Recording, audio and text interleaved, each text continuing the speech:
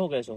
હું તો બીજા ખેડૂતને એમ જ કહું, તમારી પાસે 10 વીઘાનો પ્લોટ હોય ને હા, તો એમાં ખાલી તમે 1 એકરની ટ્રાય કરો, વચ્ચોવચ કરવાની, બે સાઈડ મૂકી દેવાની, 2.5 વીઘામાં. 2.5 વીઘામાં કરવાનું. તમને રિઝલ્ટ આવે તો જ તમારે બીજી વાર વાપરવાનું. હા, બરાબર છે. આપણે શું પ્રમાણથી છંટકાવ કરેલો છે? પંપે 1 ml હા, અને વીઘે 4 ml. રેડી. નમસ્કાર ખેડૂત મિત્રો, આજે આપણે એક ફિલ્ડ વિઝિટમાં આવેલા છીએ કાલાવડની બાજુમાં ધુળેસિયા ગામ. જેમણે આપણા પ્રગતિશીલ ખેડૂત છે, જેમણે એક્સરે નો કપાસની અંદર એક રાઉન્ડ લીધેલો છે. આપણે એની પાસેથી એનું રિઝલ્ટ વિશે માહિતી લઈએ.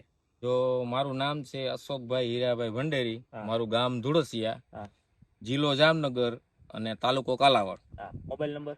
Mobile number 99797 79 479.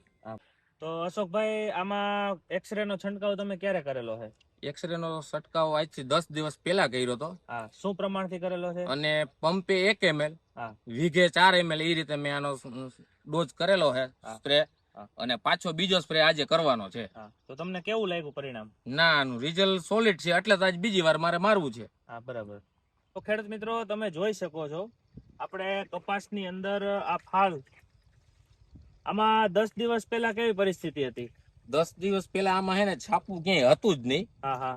એને 10 દી પહેલા મેં માર્યું ને તે પછી આ ટૂંકી ગઈડે બધું ફૂટ છે એની. જો આ બધી ટૂંકી ગઈડે છે, એટલે તો બીજી વખત રાઉન્ડ લેવો છે. જે આ બથરા સપરા થઈ ને એ નહોતું કાંઈ, આ હતું જ ને, આ ડાયરી બધી ખાલી હતી. આ 10 દી માં આટલું રિઝલ્ટ છે આનું. ટૂંકી ગાંઠે ફૂટ આ ટૂંકી ગાંઠે ફૂટ છે. જીંડવાની સાપવાની સંખ્યા વધારે.